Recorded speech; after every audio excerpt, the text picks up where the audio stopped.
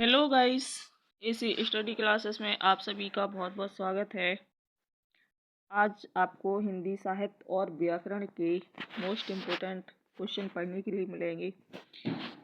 तो friends, video के अंत तक बनी रहिए। अगर आपको ये वीडियो यूजफुल लगे तो लाइक कर देना, और अगर आप हमारे चैनल पर नए हैं तो इस चैनल को सब्सक्राइब कर लीजिए। क्वेश्चन दिया है कि निम्नलिखित रासो ग्रंथों में कौन सा काव्य एक प्रेम काव्य का श्रृंगार काव्य है। ये रासो ग्रंथों में बताना है कौन सा एक काव्य है जो प्रेम काव्य का क्या है, श्रृंगार काव्य है। बीसलदेव रासो, परमाल रासो, पृथ्वीराज रासो या जयमयंक जस चंद्रिका। इसका आंसर हो जाएगा ए ऑप्शन, बीसलदेव रासो। इस जो बीसलदेव रासो है इसके रचनाकार हैं नरपति नाल। कौन फ्रेंड्स? नरपति नाल। ये इसकी कौन है? रचनाकार है। नरपति नाल द्वारा रचित ये जो बीसलदेव रासो है यह एक क्या है? प्रेम काव्य है। नरपति नाल कवि ने 1155 ईस्वी में, कब? 1155 ईस्वी में बीसलदेव रासो की रचना की थी। इसका जो बीसलदेव रासो का जो समय है वो कितना है? 1155 ईस्वी। परमाल रासो जो रचना है इसकी जो रचयिता है ये जगनिक की रचना है। पृथ्वीराज रासो ये चंदबरदाई की रचना है। और जयमयंक जस चंद्रिका ये भट्ट केदार की रचना है। परमाल रासो ये किसकी रचना है?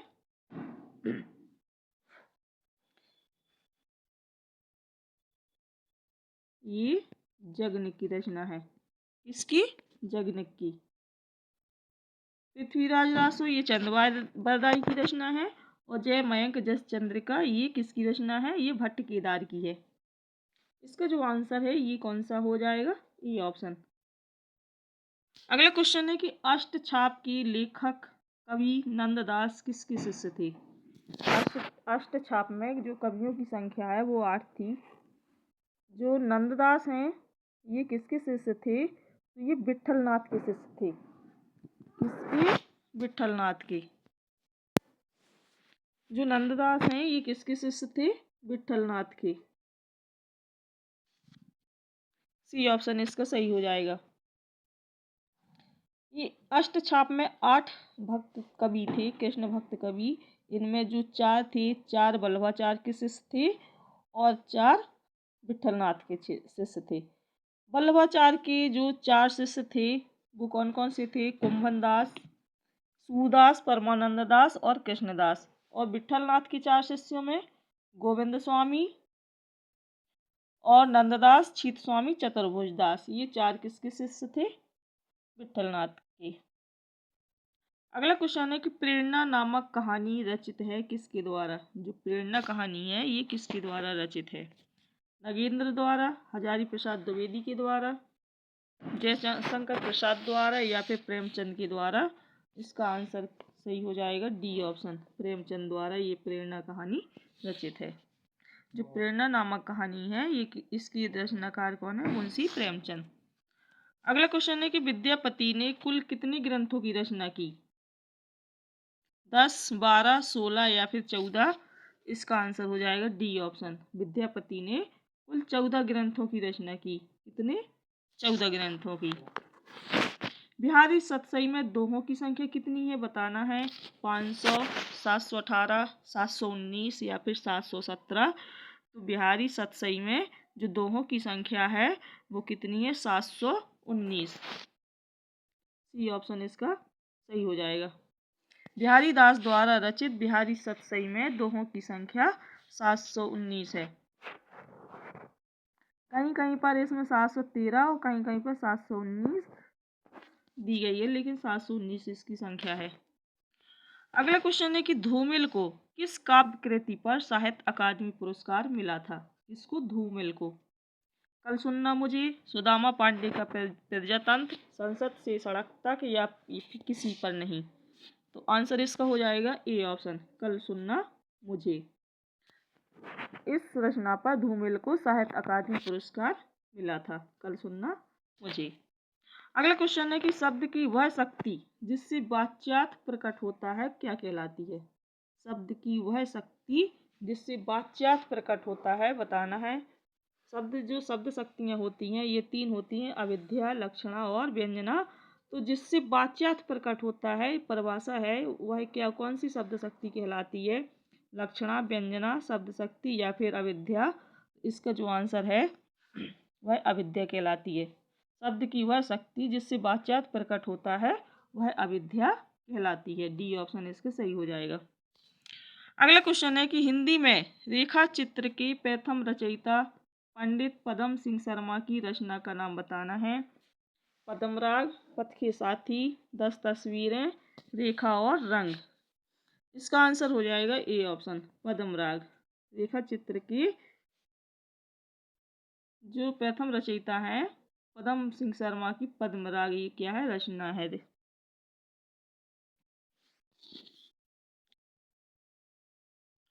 अगला क्वेश्चन है कि आधुनिक हिंदी कहानी का आरंभ सरस्वती पत्रिका की 1990 ईस्वी में प्रकाशित अंक की किस कहानी से माना जाता है।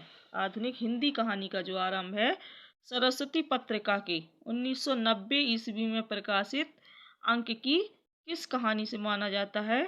इंदुमती, नासिकेत उपाख्यान, रानी केतकी की कहानी या फिर यमलोक की यात्रा। इसका आंसर हो जाएगा ए ऑप्शन इंदुमती। जो इंदुमती है ये किशोरीलाल गोस्वामी की रचना है। किसकी? इंदुमती किशोरीलाल गोस्वामी की क्या है ये कहानी है। किशोरीलाल गोस्वामी की इंदुमती क्या कहानी है। ये सरस्वती में 1900 में प्रकाशित हुई थी।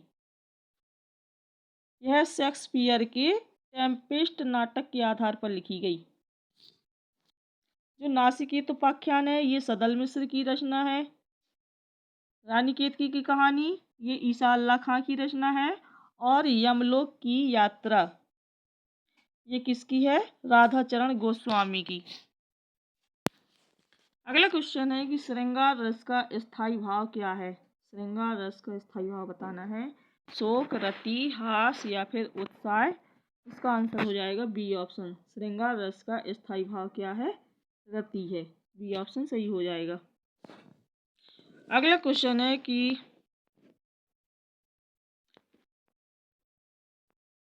अनुभाव के 2 भेद होते हैं कौन कौन से। अनुभाव के 2 भेद होते हैं कायिक और वाचिक, सात्विक और वाचिक, कायिक और सात्विक, सात्विक और मानसिक। इसका आंसर हो जाएगा कौन सा। अनुभाव के 2 भेद कौन कौन से होते हैं कायिक और सात्विक। सी ऑप्शन इसका सही हो जाएगा। कायिक और सात्विक ये अनुभाव के 2 भेद होते हैं। अगला क्वेश्चन है कि सही कथन चुनिए।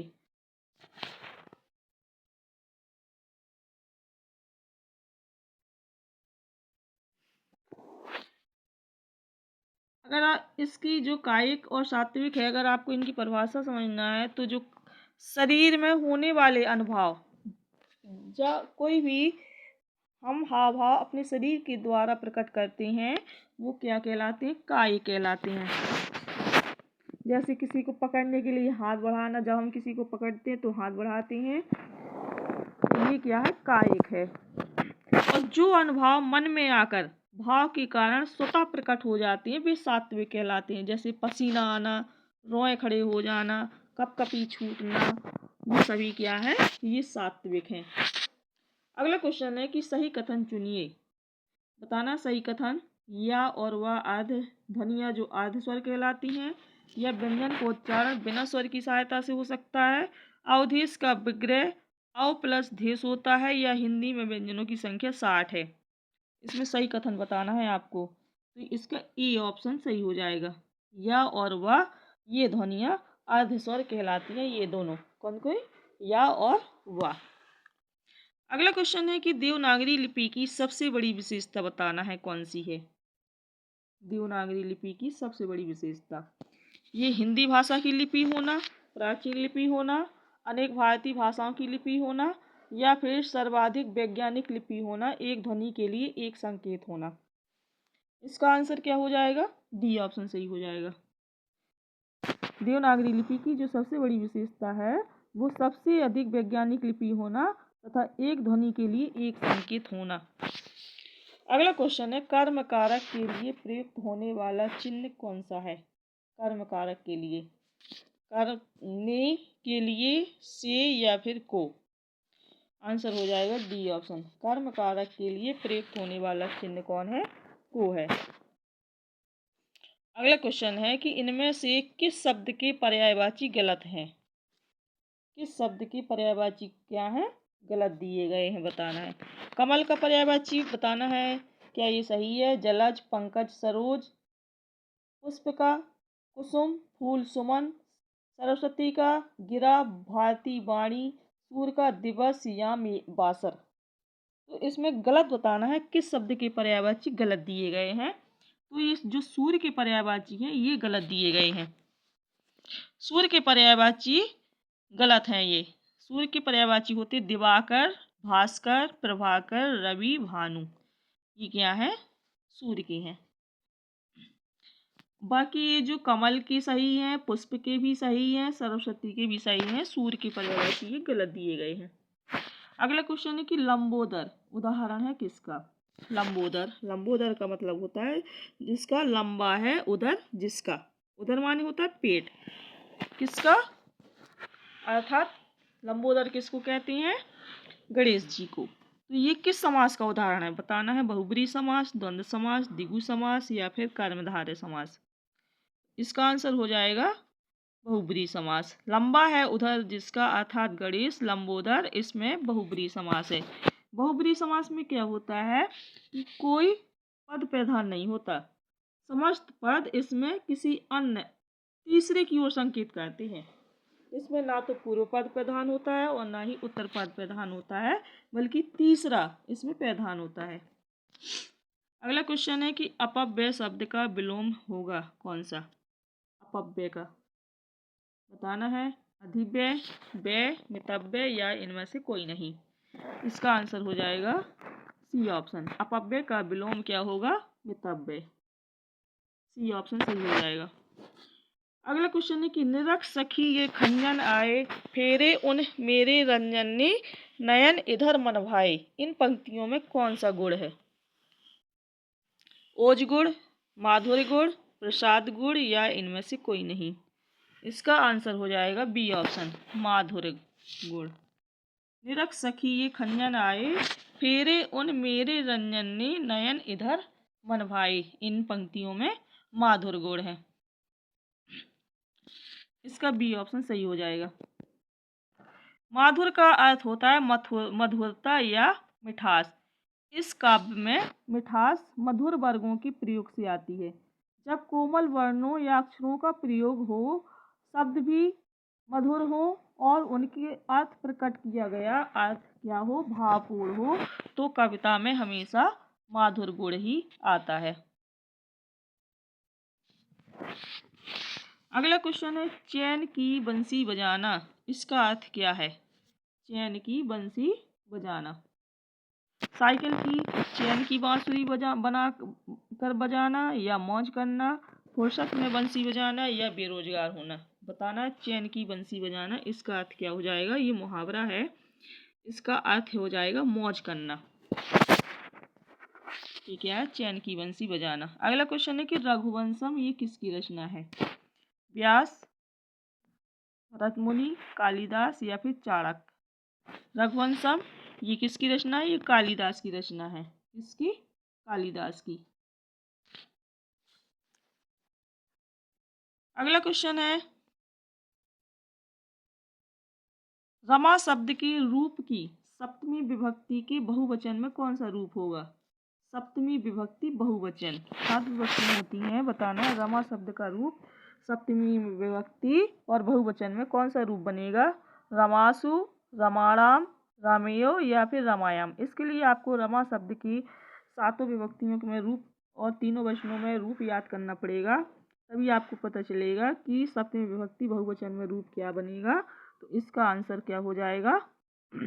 ये हो जाएगा रमासु। क्या बनेगा? रमासु।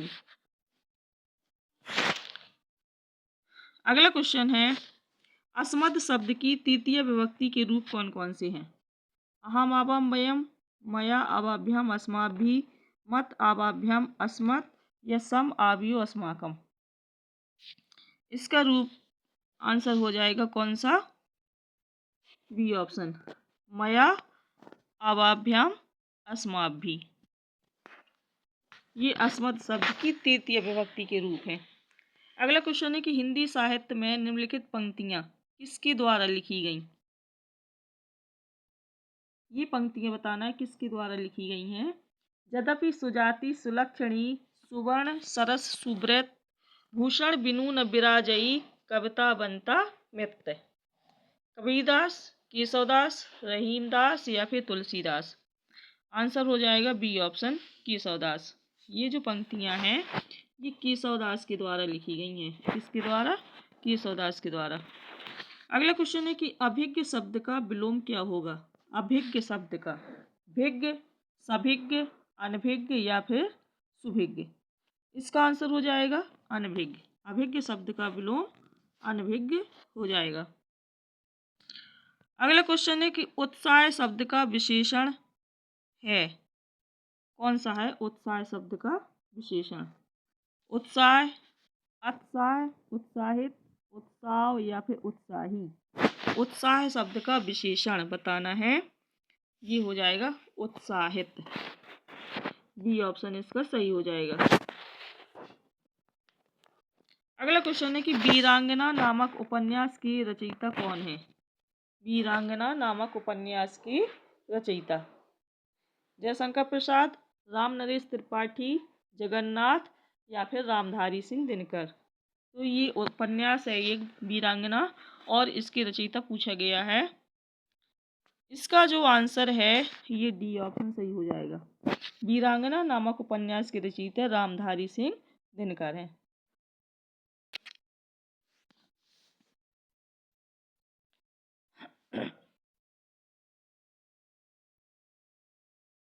जो वीरांगना है ये रामधारी सिंह दिनकर का क्या है? नाटक है।